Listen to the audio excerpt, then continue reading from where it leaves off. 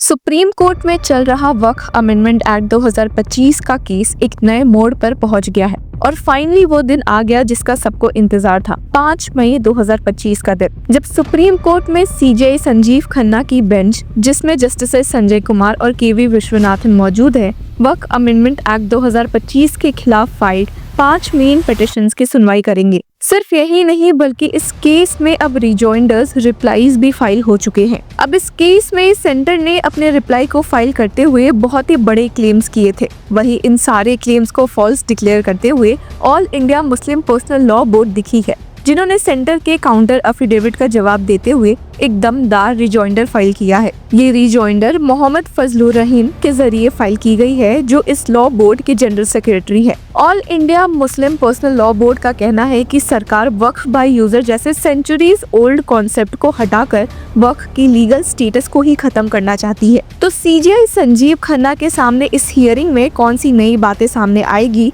और कौन से लोगों ने केस फाइल करते हुए केस का माहौल सीरियस किया है, चलिए सब एक एक करके देखते हैं। और ये भी देखते हैं कि किसने इस न्यू एक्ट को फ्रॉड ऑन कॉन्स्टिट्यूशन डिक्लेयर किया है। पहले तो इस केस की हियरिंग का एक लेटेस्ट रिकैप ले लेते हैं। तो असल में लास्ट हियरिंग में सीजेआई संजीव खन्ना ने कहा था कि वे इस नए एक्ट के 2 प्रोविजंस को लेकर काफी वरीड है।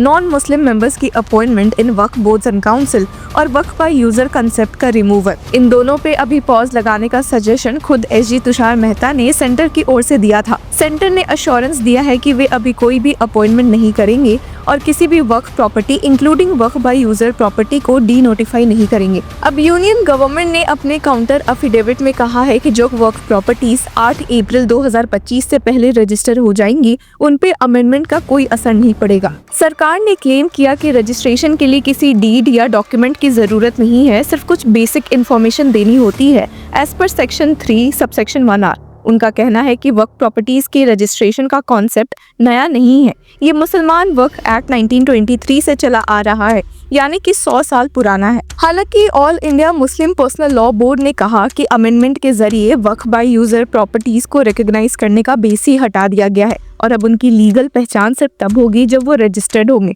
जो कि वक्फ के कॉन्सेप्ट के खिलाफ है। सिर्फ यही नहीं बल्कि बोर्ड ने कहा कि रजिस्ट्रेशन कभी भी वक्फ क्रिएट करने का प्री कंडीशन नहीं रहा है। वक्फ बाय यूजर यानी ऐसी प्रॉपर्टीज जिनका यूज पब्लिक या रिलीजियस पर्पस के लिए हमेशा से होता आया है, बिना किसी रिटर्न डीड के उनकी पहचान वक्फ के रूप में की जाती थी। अब जो अमेंडमेंट किया गया है सेक्शन 3R में, उसमें वक्फ बाय यूजर को हटा दिया गया है, जिससे इन प्रॉपर्टीज का वक्फ स्टेटस खत्म हो जाएगा अगर वो रजिस्टर्ड नहीं है। All India Muslim personal law board ने इसे नॉन रेट्रोगेशन प्रिंसिपल का वायलेशन कहा है। बेसिक लैंग्वेज में अब जो राइट्स ऑलरेडी एग्जिस्ट कर रहे हैं उन्हें पीछे नहीं ले जा सकते। बोर्ड ने आर्ग्यू किया कि अगर रजिस्ट्रेशन वक्फ क्रिएट करने का कंडीशन बन गया तो इसका मतलब है कि वो सब वक्फ प्रॉपर्टीज जो हिस्टोरिकली एग्जिस्ट करती है लेकिन उनका रजिस्ट्रेशन नहीं हुआ, उनकी आइडेंटिटी को लीगल तौर पर खत्म किया जा रहा है। All India Muslim personal law board ने क्लियर किया कि हिस्टोरिकली इंडिया में वक्फ का रेगुलेशन जरूर हुआ है, पर कभी भी अनरजिस्टर्ड वक्फ को इलीगल नहीं कहा गया। उन्होंने मोहम्मद घूस वर्सेस कर्नाटका बोर्ड ऑफ वक्फ 1986 का रेफरेंस दिया,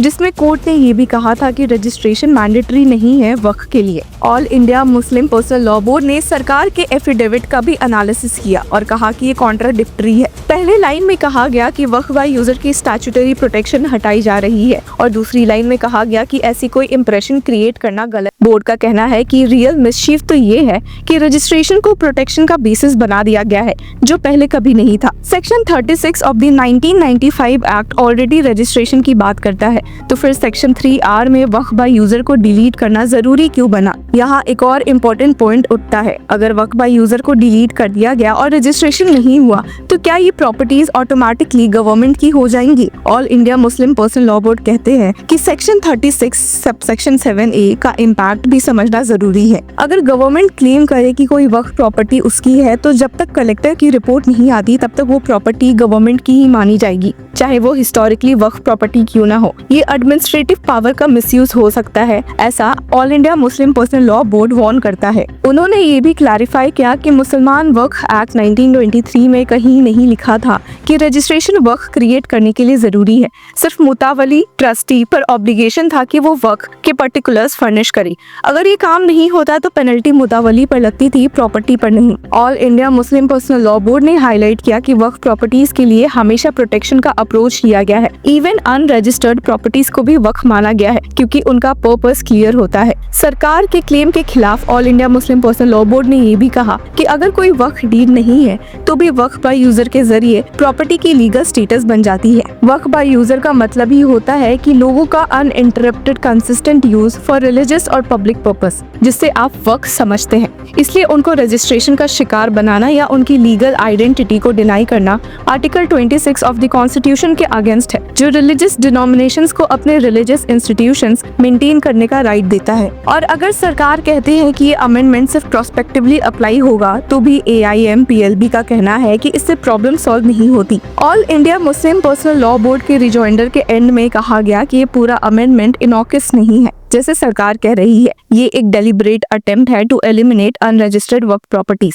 जो कि सेंचुरी से एग्जिस्ट कर दी आई है। वक्फ का मतलब होता है पब्लिक या रिलीजियस वेलफेयर, और जब तक उसके यूज वैसे ही हो रही है उसकी लीगल रिकॉग्निशन भी होनी चाहिए। रिटन डीड होना या ना होना, रजिस्ट्रेशन होना या ना होना, वो सेकेंडरी हो जाता है जब हिस्टोरिकल यूजेज एस्टैब्लिश हो चुका हो। अभी affidavit senior advocate MR Shamshad ने सेटल किया है और तल्ला अब्दुल रहमान के थ्रू फाइल हुआ। पर यही नहीं बल्कि इस केस में अब एक नए इंटरवेनर भी सामने आए हैं, श्री नारायण मानव धर्माम ट्रस्ट, जिन्होंने अपनी आवाज भी उठाई है। ट्रस्ट ने 3 अप्रैल 2025 को सुप्रीम कोर्ट में इंटरवेंशन एप्लीकेशन फाइल की, जिसमें उन्होंने 2025 के अमेंडमेंट्स को अनकॉन्स्टिट्यूशनल बताया है। ट्रस्ट, जो कि श्री नारायण गुरु के टीचिंग्स और उनके द्वारा दी गई सामाजिक समरसता के संदेश को फैलाने के लिए काम करता है, ने कहा कि वो इस ड्रैकोनियन लॉ के खिलाफ चुप नहीं रह सकते जो मुस्लिम कम्युनिटी और देश के सामाजिक न्याय के फ्रेमवर्क को डायरेक्टली इम्पैक्ट करता है। श्री नारायण गुरु, जो 19 से 20 सेंचुरी तक केरला में कास्ट हायरार्कीज के खिलाफ रिफॉर्मिस्ट मूवमेंट के प्रमुख नेता रहे, उन्होंने हमेशा धार्मिक समराष्ट्र और सभी जातियों के हित की बात की। ट्रस्ट ने अपने एफिडेविट में कहा कि we can not remain idle spectators to the devastating impact of the वक्फ amendment act on the Muslim community of India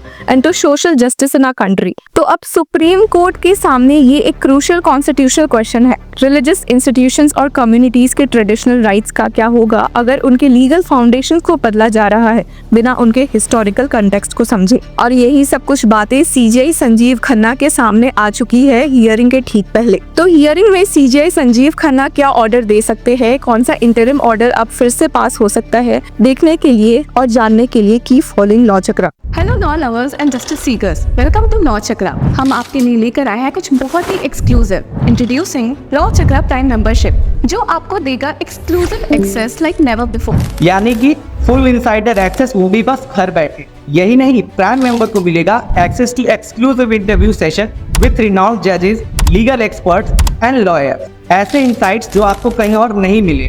इसी के साथ अगर आप कभी सोचे कि हम कैसे लेकर आते हैं आपके लिए ये लीगल अपडेट्स, तो इसके लिए भी प्राइम मेंबर्स के लिए है हमारे पास एक special sneak peek behind the scenes of law chakra. Brainstorming session से लेकर ब्लूपर्स तक सब कुछ।